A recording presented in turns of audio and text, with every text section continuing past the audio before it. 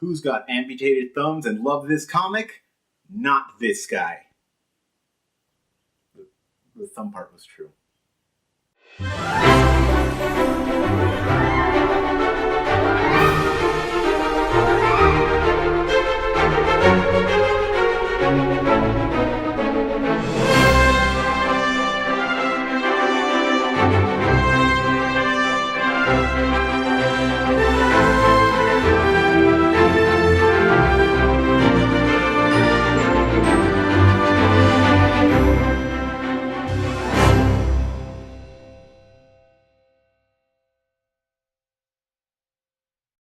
Hello, Internet.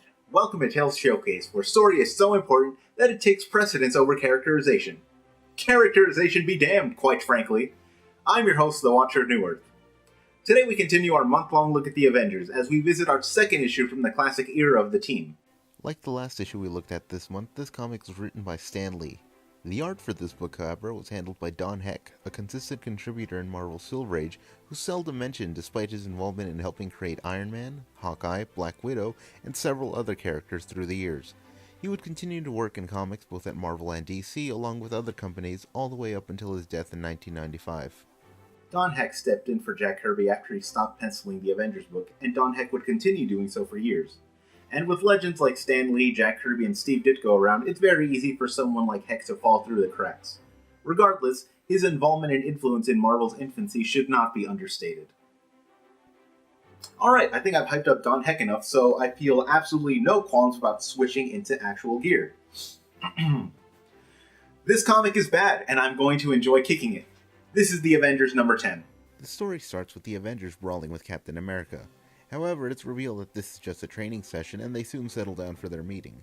Iron Man asks for permission to speak, and then asks why they don't make Rick Jones an official member of the team, as they did for the Wasp. What? The Wasp is a grown woman with her own powers and skill set. Are you really trying to equate her to Teen Sweater Vest over here? Cap rejects the idea because he's still plagued by the death of his old sidekick, Bucky. Meanwhile, in the Amazon, we join the villains Baron Zemo, the Enchantress, and the Executioner, collectively known as the Masters of Evil. They are debating how best to go about defeating the Avengers. Suddenly, the Enchantress experiences a mind probe she attempts to break, but says the connection is too strong. In a flash of smoke, a man appears, calling himself Immortus. He apparently wants to join them as he plans to rule the Century and needs allies. Zemo, resenting how condescending Immortus is being, tells the Executioner to attack. Yeah, of course. If someone called Immortus, Master of Time, Lord of Limbo, found out my secret base by probing the mind of my Asgardian ally and offered to help me, yeah, that's what I'd do. I'd fight him. The Executioner lunges, but Immortus says that he does not engage in physical combat, and so will bring in a warrior from time to fight for him. And so he summons Paul Bunyan. Yes, Paul Bunyan, American folk legend and lumberjack. Yeah, he's a lumberjack, and he's okay. He sleeps all night and he works all day.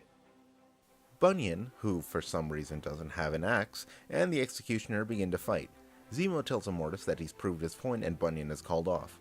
Zemo then tells him that to win their alliance, he must destroy a member of the Avengers, to which Immortus agrees. Later, Rick Jones finds an ad in the comics that says he can get superpowers. Seeing this as an opportunity to earn Cap's approval, he goes to the address listed, only to find Immortus there waiting for him. So, that was your plan. Put an ad in the comics to advertise superpowers. Did you stop to consider that maybe someone else might answer the ad? What do you do then? Do you just shun them away? How does that even go? Or are we just assuming that Rick Jones, Teen Sweater Vest, is the only person stupid enough to actually answer the ad? I kind of prefer the latter. Immortus then summons Attila the Hun, and he and Rick fight for a bit before the Hun captures him. Immortus then transports himself and Rick back in time, leaving him trapped in a castle in the 18th century. So apparently Rick Jones, Teen Sweater Vest, is able to take Attila the Hun hand to hand for more than a minute. Sure, he's trained with Captain America for 3 weeks. I'm pretty sure that's enough to hold your own against one of the most ferocious leaders of all history. Why not? What I won't allow, though, is if Immortus was just going to transport him away from there anyway, why did he bother with Attila the Hun? Why didn't he just transport him when he walked in through the door? Cap, meanwhile, is told by Rick's friends that they haven't seen him since he answered the ad. Sensing foul play, Cap goes to investigate and smashes in through a window, meeting face to face with Immortus. And it only just occurred to me, but did Immortus rent out a space in an office building? Like, how did that conversation go? Or did he just summon Christopher Columbus and claim the whole building as his by divine right? Immortus tells Cap that he indeed has Rick, but says that this is a ploy by the Avengers. Cap seemingly doesn't believe him, but agrees to bring the team so that they can sort it all out. Cap then goes back to his friends and trusted comrades, and begins immediately fighting them and suggesting that at least one of them is a traitor. I understand that he's under duress, but this still feels grossly out of character, so... Luckily, Giant Man steps in between them and tries to calm everyone down. That is until Cap kicks out his knees from behind, sending him falling. I am not amused. The deranged hobo cosplaying as Captain America finally settles down, and the team then go to meet Immortus. Immortus reveals that he has warriors ready, specially designed to take out the Avengers. He starts with Giant Man and summons Goliath from the Bible. They fight as Giant Man seems overwhelmed, however he eventually wins by using a slingshot and himself as the stone. Sure. Iron Man is up next with Immortus calling in Merlin the Wizard from Arthurian legend. Merlin quickly gains the upper hand by trapping Iron Man in a cage and firing lightning at him. Iron Man recovers though and subdues the wizard by using lights and sounds to dizzy him. Sure. Immortus' attention is then turned to Thor as Hercules is spawned. And for those of you who are excited, don't be. It's not cool Marvel Hercules, it's just lame store-brand Hercules.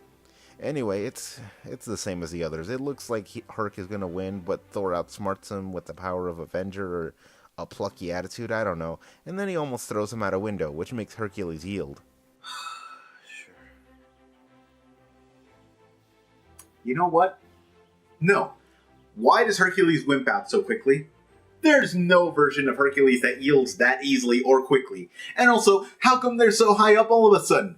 Captain America jumped in through that window just a few pages ago. Did he have Spider-Man to swing him by just so he could jump in? And how come Merlin was chosen for Iron Man? Why not someone from the future? You know, because you're controlling all time. Why not someone from the future who has better technology and who would pose a more credible threat to Iron Man while also being thematically satisfying? And also, Giant Man, what the hell? Just repeating the same strategy that beat him the first time? Lame. Lame. Absolutely lame. Come on, Goliath. Fool me once, shame on you. Fool me twice, lazy writing. And why does the Wasp not get anyone to fight?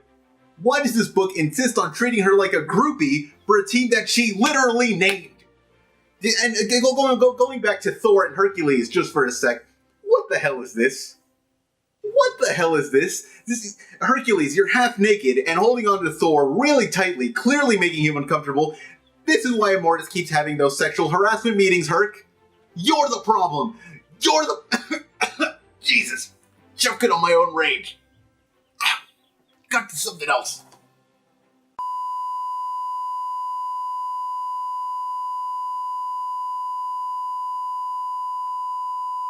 Immortus, seeing his plan has gone awry, grabs Captain America and travels back in time, leaving the remaining Avengers alone. Back in the 18th century, however, Cap has begun beating the snot out of the assembled knights in a mad attempt to rescue Rick Jones. Now, unfortunately, this is the last image of that battle that we see. Which is ironic, considering it's the only battle I would have legitimately been interested to... Still, I've managed to make a dramatic recreation of what I think that battle would have looked like. Let's take a look.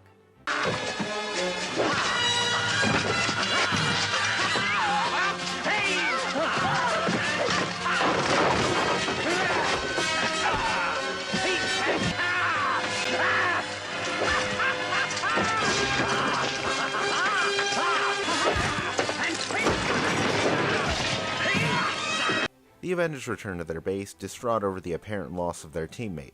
They don't grieve long, however, as the Masters of Evil soon arrive, taking advantage of the situation. They begin laying into the heroes as it seems that their victory is finally at hand. However, Cap suddenly returns. Apparently, Immortus was so impressed by his abilities that after he rescued Rick, they were allowed back. With Cap's help, they make short work of the villains, as that whole Cap is a lunatic is swiftly forgotten. Seeing their imminent defeat, the Enchantress quickly casts a spell to transport the trio back in time, thereby erasing the events of this book. The three of them, however, do remember everything, and she breaks the mental contact from Immortus, which she couldn't before, but now she can because who really cares? And the comic ends with a trio thinking about what could have been. Yeah, and these guys are double losers this time, because not only did they get their butts kicked, but they now also have to remember bearing witness to all the stupidity that just unfolded. That was Avengers number 10. Bad! While it is a pretty good-looking book with interesting art that conveys characters' emotions, everything else about it is awful and terrible, and I hate it. Immortus, who would later become a formidable presence to the team, is completely inept here. Oh, I have control of all time and can summon endless waves of armies to crush the Avengers. Nah, I'll just summon one person at a time and that ought to do it. Get the hell out of here. And make no mistake, no one in this book makes smart decisions, but by far the biggest disservice is to Captain America. The Sentinel of Liberty, a symbol of hope and truth to the Marvel Universe, is turned into a raving loon who tries to mercilessly beat his teammates just because some guy kidnapped his buddy and told him to. Even though the whole ordeal is wiped from their memories, it still seemed like the team was all set to forgive and forget, which they shouldn't. That man is clearly unstable. At least when they turned him into a Nazi, they made it clear that it wasn't actually him. Anyway, that's it. I'm going to lie on the floor for a while. Stay tuned for more from the Avengers later this month. Hopefully better than this. Anyway, thank you for joining me, and I'll see you next time. This is the Watcher of New Earth, signing off. Oh, jeez.